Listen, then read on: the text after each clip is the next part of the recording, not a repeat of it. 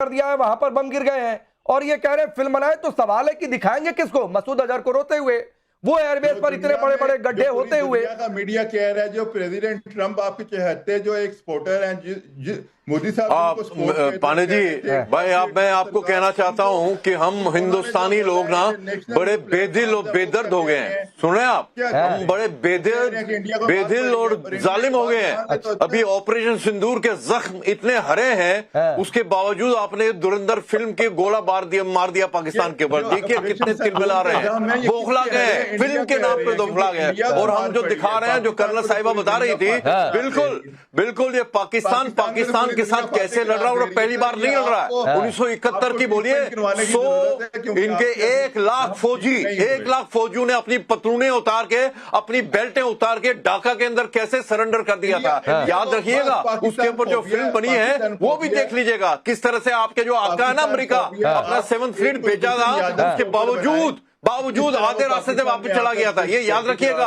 और दूसरा, अभी जो कुछ होने वाला है आपके यहाँ पे, आपका जो बलूचिस्तान, आपका जो सिंध है, आपका जो पंजाब का भी हिस्सा है, आपका तो पख्तूनिस्तान है, सारा अलग हो जाएगा। उसके ऊपर भी हम फिल्में बनाएंगे। और आप जैसे लोगों के लिए, जो कराची में आपने मुहाजिरों के साथ किया, जिन्होंने पाकिस्तान बनाया, हिंदुस्तान के मुसलमान, यूपी और बिहार के मुसलमान, महाराष्ट्र के मुसलमान जो पाकिस्तान गए थे, आज तक आप उनको मुहाजिर बोलते हैं। क्या उनके कौमी एमक्यूएम पीपीपी और पख्तून क्या लड़ते नहीं थे कराची में? क्या कराची की मेन सड़कों के बंकर नहीं लगे रहते थे?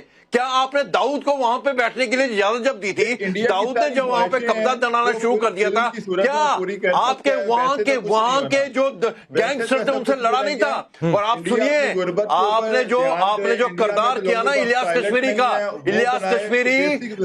कश्मीरी ब्रिगेड 313 का ब्रिगेड कमांडर था, उसामा बिन लादेन का दूसरे नंबर का माना जाता था।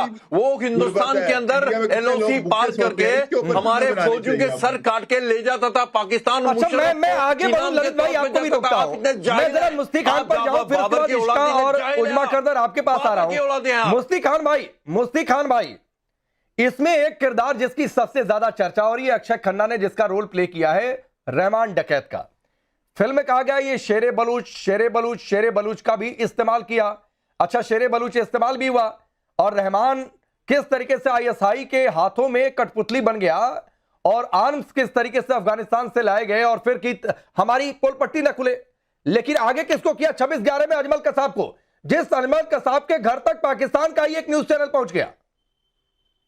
जी देखें, ये जो पाकिस्तान जो ड्रामा अंग्रेज छोड़ के गए हैं, ये अंग्रेजों का ड्रामा जो नाकाम ड्रामा है पाकिस्तान। ये कराची में लियारी जो है वो गढ़ होता था सियासत का। हम बलोच लोग हैं, कराची की स्ट्रीट पावर हमारे हाथ में थी। फिर ये जिन्ना मरदूद आ गए, ब्रिटिश एजेंट। ये ब्रिटिश एजेंट था, इसके ऊपर मूवी बनानी चाहिए। इसने आके, आपको मालूम है, सुअर खाता था, वाइन पीता था। फिर यहाँ तक कि अयूब खान ने कहा, देखे हमने नहीं कहा, इनका ही सबसे पहले फील्ड मार्शल ने कहा कि वो अपने बहन के साथ इश्क में था, और इस किस्म का आदमी था जिन्ना। और सबसे पहले उसने क्या काम किया, एक सेठ था मारवाड़ी, सेठ शिव रतन मोहाटा, उनके पैलेस पे कब्जा कर लिया बगैर पैसे के, और उसी पैलेस में उनकी बहन फातिमा जिन्ना को अयूब खान ने गला घोंट के 9 जुलाई 1967 को मारा। हमें पाकिस्तान का अंदर बाहर हर चीज का पता है। ये एक क्रिमिनल एंटरप्राइज है जो बर्तानिया छोड़ के गया है, जिसको आज CIA चला रहा है। पूरे खित्ते में के लिए ये वबाल है। हमारे इलाके में वॉर क्राइम्स कर रहा है, बलूचिस्तान में, अफगानिस्तान पे बमबारी कर रहा है, कश्मीर में आके ये टेररिज्म करते हैं। मैं आपसे अर्ज करूं, आप अगर रिपोर्ट देखें, बाबा जी को बोले घर जाके आराम करें, अलिफ से बे कोको, इनको कुछ पता नहीं क्या हो रहा है, पता नहीं कौन सी ये झूठ की कहानियां जो है सारी दुनिया को सुना रहे हैं। इनको तो समझ ही नहीं आ रही कि ये बात क्या कर रहे हैं। पता नहीं ये किसकी तरफ है, ये कहाँ के बलोची हैं, जरा हमें भी पता चले ना। ऐसे हमने नमूने आप तो प्लीज अब बीच में आपके इंटरप्ट हाथ ना देखे करें, आप हमारे इंटरप्ट ना यहाँ तो करें। हमारे आप जरा बुजुर्ग बहन भाई तमीज जो हैं, सीखे, वो हमारे साथ आपको हैं उम्र और खासा बड़े हो गया है, खुश जरा हैं। तमीज और हम तमीज पूरी से तरह बात करें, से अपने इंटरप्ट ना बुजुर्ग करें, बहन भाइयों के साथ खड़े इंटरप्ट ना करें या मुझे, आप आप हर सच बात बोलने हर दें। वक्त ना दूसरे मुल्कों में घुस आप के सच, और या वहां मैं पे झूठ कह रहा हूँ? आपके जो टेरिटोरियल शुजा नवाज की किताब में पहले नहीं आप लिखा, कश्मीर पे कब्जा शुजा जमाना नवाज चाह की रहे हैं, किताब में नहीं फिर आप लिखा हुआ, बलूचिस्तान पे कब्जा शुजा जमाना चाह नवाज रहे की हैं। ये किताब में आप लिखा है या नहीं बंद लिखा? कर दें। ये सिर्फ क्यों आप आप बॉलीवुड क्यों में कर सकते हैं।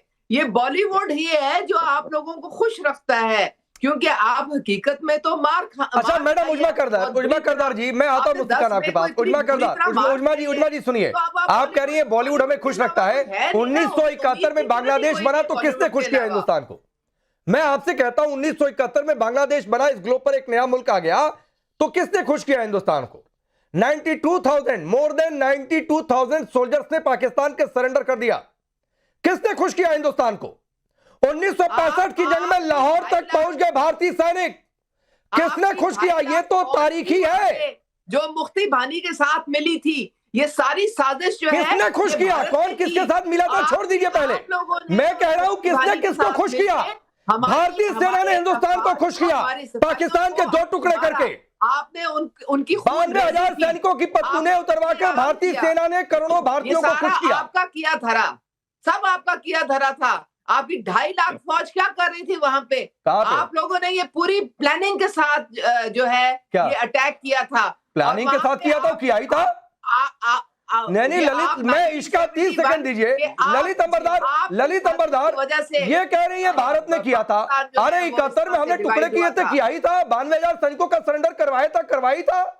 लड़ी थी जंग, पाकिस्तान ने पहले किया था, उसके बाद इनको बताना चाहिए ये मोहतरमा, ये मोहतरमा जो रिकॉर्ड की तरह बोलती रहती है, इनको शर्म आनी चाहिए। जो आपने इस पाकिस्तान के अंदर वहां की औरतों के साथ रेप किया, वहां की नस्ल चेंज करने की कोशिश की, लाखों औरतों का रेप किया वहां पे, लाखों बच्चों को मार दिया, मर्दों को मार दिया। और आपके हमने जंग छेड़ी, बड़े प्लानिंग के साथ की, ऐसा किया कि आपके 90,000 फौजियों ने वहां पे सरेंडर किया।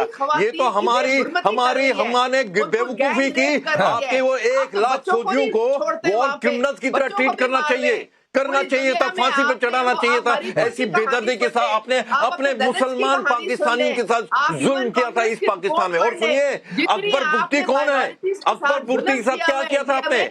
अकबर बुख्ती के साथ आपने क्या किया था? कैसे मार दिया था जनरल मुशर्रफ ने उसको? और आप बलोचिस्तान के अंदर लड़कों का रेप करवाते हैं, आप बलोचिस्तान के अंदर औरतों का रेप करवाते हैं। इस फिल्म का एक डायलॉग है, मुंह तोड़ने के लिए मुट्ठी बंद करना जरूरी है। तो पाकिस्तान को भी तोड़ा तो मुट्ठी बंद करके स्ट्रेटजी के साथ तोड़ा। Ishka Taneja, coming back to the film. फिर उसके बाद जहांगीर भाई आपके पास आता हूं, बीच में आप डिसअपियर हो जा रहे थे। इश्का तनेजा, ये फिल्म से इतनी दिक्कत क्यों हो गई है? ये कह रहे हैं कि झूठी है, फिर भी दिक्कत है। ये कह रहे हैं प्रोपेगेंडा है, तो भी दिक्कत है। रियल ऑडियो दिखा दो तो भी दिक्कत है। जी मैं सबसे पहले ना यहाँ पे जितने पाकिस्तानी पत्रकार और नेता बैठे हुए हैं उनको मैं अपना पल्लू ऑफर करना चाहूंगी कि अपने आंसू इस पल्लू से पोंछ ले। और मैं तालियां बजाना चाहूंगी जो हमारे अंडरडॉग है आदित्य धर जी के लिए, कि इनकी एक फिल्म आती है और इनकी पतलूनें खुल जाती हैं। इनकी जो ये पतलूनें खोलते जा रहे हैं आदित्य धर जी, क्योंकि उन्होंने प्रूफ के साथ साथ बताया है 26/11 पे क्या हुआ था, पार्लियामेंट अटैक में क्या हुआ था, कांधार हाईजैकिंग में क्या हुआ था। और इतने प्रूफ दिखाने के बाद भी इनको कोई शक्ल नहीं मिल रही कहाँ पे अपने किस जगह पे अपना सर छुपाए, मुंह छुपाए। तो इसी के लिए मैं इनको ये जो पल्लू है वो देना चाहूंगी, क्योंकि ये जो फेक नैरेटिव चलता रहता है कि ऐसा कुछ नहीं होता, ऐसा कुछ नहीं हुआ था, क्योंकि हमारी सरकार ने लाखों बारी बता दिया है कि जो ISI है वो state funded, Pakistan state funded terrorist actually activities करता रहता है। इनको ये बोलना चाह रही हूँ कि जितने भी यहाँ पे नेता हैं, जितने भी पाकिस्तानी पत्रकार बैठे हैं, उनको मैं अपना पल्लू ऑफर करना चाहूंगी कि ये अपने जो आंसू है वो पोंछ ले, क्योंकि जो आदित्य धर जी की ये जो फिल्म है, एक अंडरडॉग आता है और वो इनकी पतलूनें खोल जाता है। मैडम नॉन स्टॉप बोलती जा रही है क्योंकि इनमें हिम्मत नहीं है सच सुनने की। वहाँ पे एक सच प्रूफ दिखाए जाते हैं, 26/11 का प्रूफ दिखाया जाता है, पार्लियामेंट अटैक का प्रूफ दिखाया जाता है, प्रॉपर कांधार हाईजैकिंग के प्रूफ दिखाए जाते हैं, लेकिन इनसे ये डाइजेस्ट नहीं होता है कि प्रूफ कैसे लोगों को पता लग जाए। तो ये हमारी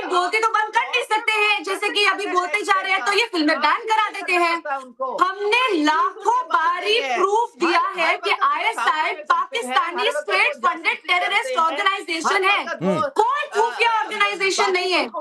लेकिन जैसे ये सच सामने आ जाता है तो इनको कुछ नहीं समझ आता, ये फेक नैरेटिव शुरू कर देते हैं। अभी एक पत्रकार साहब ने बोला कि हम क्यों नहीं ऑपरेशन सिंदूर का दिखाएं। जब ऑपरेशन सिंदूर के ऊपर फिल्म बना देंगे तब इनको कुछ समझ नहीं आएगा ये क्या बोले। नहीं, इशिका उस पर भी फिल्म बनाएंगे। जरा एक मिनट दीजिए, मैडम उजमा जी रुक जाइए, नहीं अच्छा लगता। फिर मैं पीसीआर से कह दूंगा कि जिसका मैं नाम लूं उसी की आवाज अब करें, तो नहीं अच्छा लगता है ना उजमा जी। बार बार आप बोलते जा रही हैं। चलिए पीसीआर इनकी आवाज डाउन करिए, इनकी आवाज डाउन करिए, जब कहूंगा तब करिए। जिसका मैं नाम लूं इधर से या उधर से, हिंदुस्तान से या पाकिस्तान से, जिसका मैं नाम लूं उसी का आवाज अब करिएगा, या तो फिर लोग इशारा करें। एक मिनट जहांगीर भाई, अब सवाल यह है कि जो बात इशिका कह रही है, इशिका जो कह रही है कि फिल्म में सच्चाई, और बार बार होती थी कि सबूत दिखाई सबूत दिखाई, हमने तो बहुत पाकिस्तान को सबूत दिए, किया क्या? कुछ नहीं। तो आपकी तय किया ऑपरेशन सिंदूर से कि सबूत पाकिस्तान को देंगे नहीं, पहली बात।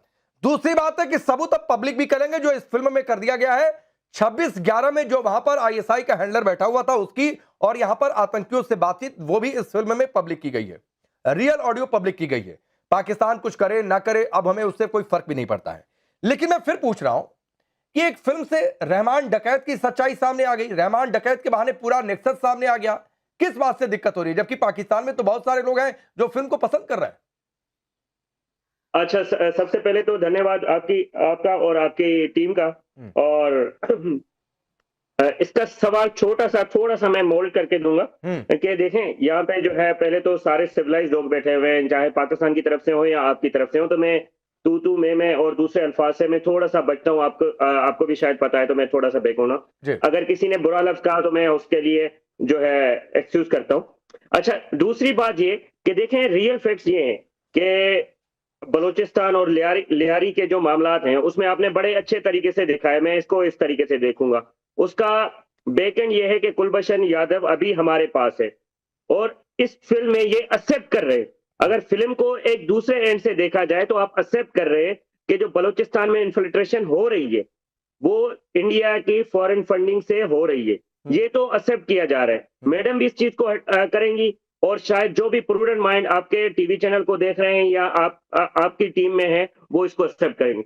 वो इस तरीके से कि जब पाकिस्तान हर जगह ये कहता रहा है, यूएनओ में कह रहा है, ऑल अराउंड दी वर्ल्ड कह रहा है, आपको कह रहा है कि भाई बलूचिस्तान में जो है वो फितनतुल हिंदुस्तान जो है वो ऑपरेट कर रहे हैं, और जिसमें बीएलए भी है, दूसरे भी है, उसको इंडिया की तरफ से स्टेट फंडिंग हो रही है, उसका इस फिल्म में भी बड़ा वाज़ेह सबूत है और आप लोग भी मान रहे हो। जिसका सबसे जिंदा और जागता हुआ सबूत हमारे पास कर्नल या जनरल या आपका जो भी पोस्ट है कुलभूषण यादव है, और दूसरे 4-5 जो है आपके रा के एजेंट हमने पकड़े हुए हैं। उसके बाद काफी सारी चीजें ऑन दी फ्रंट आ चुकी है। आई थिंक सो कि ये तो आबेल मुझे मार, इस फिल्म में यही दिखाया गया है कि इंडिया इन्वॉल्व है इस चीज में, पाकिस्तान में और टेररिस्ट एक्टिविटीज में। हाँ, नहीं जो इनमें दिखाया गया है। जागीर मुफ्ती मैं इस पर हिमांशी सिंह से भी लेना चाह रहा था। ललित भाई पांडे जी 1 मिनट। अच्छा बोलिए ललित भाई, बोलिए जल्दी बोलिए। पांडे जी 1 मिनट। मैं इनको बताना चाहते हैं जो बार बार कहते हैं कि बलूचिस्तान में हिंदुस्तान की तरफ से इन्फिल्ट्रेशन आते हैं, मैं इनको बताना चाहता हूं भाई बलूचिस्तान की मूवमेंट आज की नहीं है, 60 से पहले की दशक है। और 3 पहले जो किरदार थे बलूचिस्तान लिबरेशन मूवमेंट के लिए, इनका नजम सेठी लंदन ग्रुप होता था। नजम सेठी जो आज के जो पंजाब के चीफ मिनिस्टर भी रह चुके हैं और बहुत बड़े पत्रकार हैं, हर दिन टेलीविजन के ऊपर होते हैं पाकिस्तान के, नजम सेठी वो उस बलूचिस्तान मूवमेंट में शामिल थे। दिलीप दास एक ही हिंदू था जो उनके साथ पाकिस्तानी कराची का रहने वाला, माँ उसको जॉनी बोलती थी, और हबीबुर रहमान जो बाद में वो कराची में रहते थे। इन तीनों में से सुनिए, ये लंदन ग्रुप इनको बोलते थे, इन तीनों में से सिर्फ 2 को मारा गया जो दिलीप दास, बाकी दोनों जिंदा है। और दिलीप दास की माँ कराची के अंदर बार बार पूछी थी मेरा जॉनी कब आएगा, क्योंकि आपने उसको मार दिया। बाकी पाकिस्तानियों ने सिर्फ ये नजम सेठी, तो आप बहुत बड़ा आपका जर्नलिस्ट है ना, उससे पूछे जाके लिबरेशन बलूचिस्तान लिबरेशन मूवमेंट में नजम सेठी ने क्यों शुरुआत की थी। For more of such videos do like, share and subscribe to ET Now Swadesh।